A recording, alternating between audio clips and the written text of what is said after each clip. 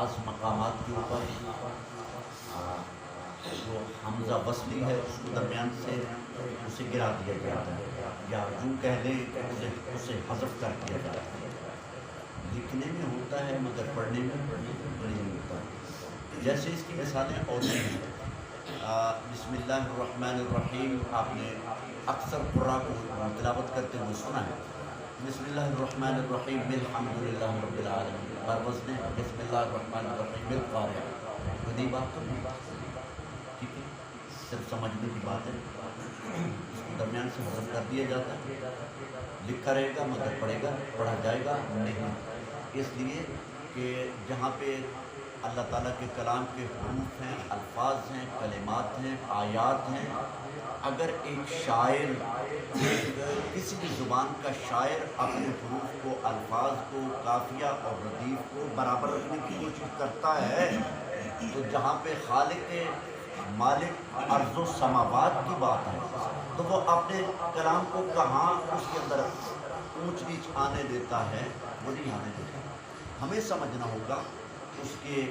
اصولوں اور قاعدوں اور ضوابط کے مطابق جا کے ہمیں سمجھنا ہوگا، اور ان قواعد کو، رولز کو سمجھ کے ان قواعد کو اس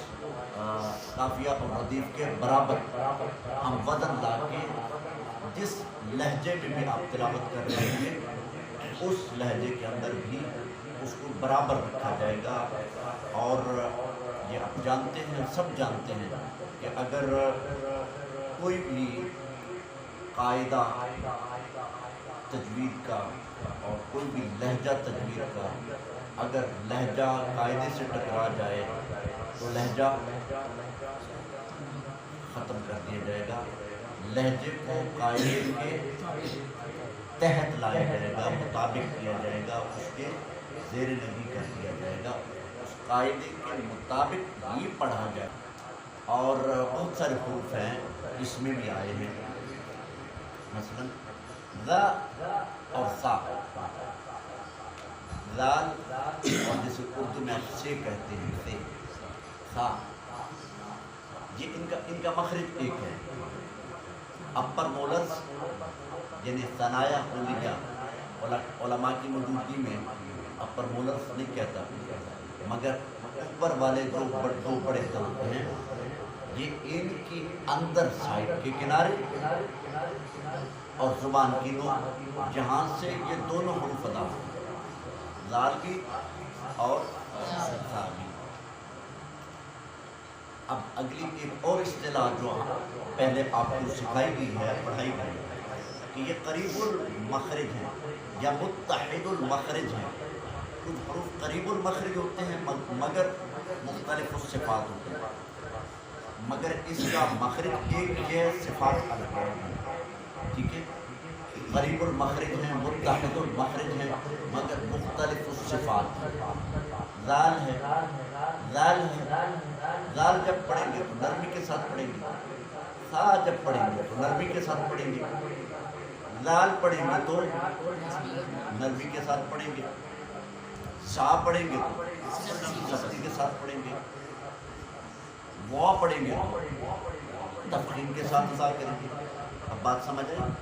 اس سے پہلے والا جو جملہ میں نے کہا ہے، یعنی یہ قریب المخرج تو ہیں مگر ان کی صفات اور حیت مختلف ہوتی چلی جاتی ہے،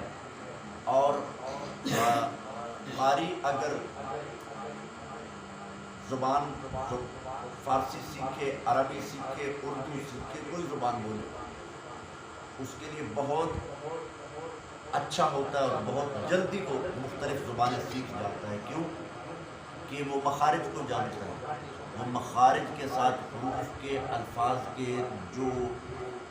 مختلف اس کی صفات ہیں ان کو ان کی صفات سے جانتا ہے۔ اب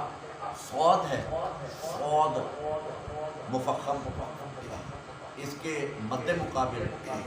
سا آ گیا، سا نرم ہے، صاد میں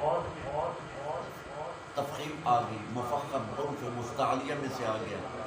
سین ہے، قریب آ گئے مگر صفت مختلف ہو گئی، سین کی صفات مختلف، صاد کی صفات مختلف اور سا کی صفت مختلف، ٹھیک ہے، یہ ایک دوسرے کے پیرالل بھی چلتے ہیں، اگینسٹ بھی چلتے ہیں، مخالف بھی چلتے ہیں اور برابر بھی چلتے ہیں، مگر قاری کے لیے یہ ضروری ہے کہ حروف میں، الفاظ میں اور صفات میں گڈ مڈ نہ کریں، الگ رتل القرآن ترتیلا،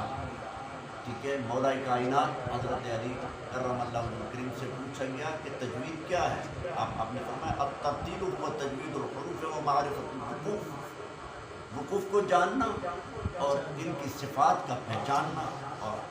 اچھے طریقے سے ادا کرنا اور اس کا اعادہ کرنا، یعنی ان چیزوں کو آپ جب صحیح طریقے سے نہیں سمجھیں گے تو اور کون سمجھے گا، ٹھیک ہے۔ آپ کا سبجیکٹ ہے، آپ دیکھیے آپ ہی نہیں بچے بیٹھے، آپ کے پیرنٹس بھی ہیں، ہمارے بزرگ بھی آ کے بیٹھے ہوئے ہیں، پروفیسر صاحب بیٹھے ہوئے ہیں، ٹھیک ہے، تو حاجی نظریات صاحب کھڑے ہوئے ہیں، ٹھیک ہے۔ اللہ تعالیٰ انہیں صحت عطا فرمائے اور تمام مریضوں کو شفائے کاملہ عاجلہ نصیب فرمائے، اور ہمارے بہت ہی محسن و مربی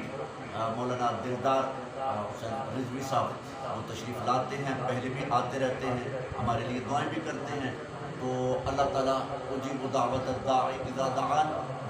جب کوئی پکارنے والا اللہ رب العزت کو اس کی صفات سے پہچان کر اس کی بارگاہ میں دست سوال دراز کرتا ہے تو وہ اللہ رب العزت سنتا بھی ہے